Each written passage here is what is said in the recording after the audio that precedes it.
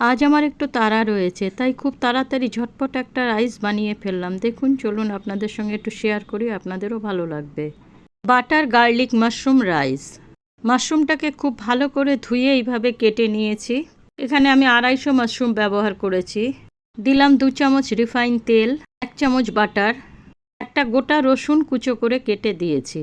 রসুনটা একটু ভাজা ভাজা হয়ে আসলে দিয়ে দেবো পেঁয়াজ। পেঁয়াজটা হাফ মজে আসলে পরে এবার মাশরুমটা দিয়ে দেবো। 5 মিনিট একটু ঢাকা দিয়ে রাখলেই দেখবেন মাশরুম থেকে জলটা বেরিয়ে গেছে।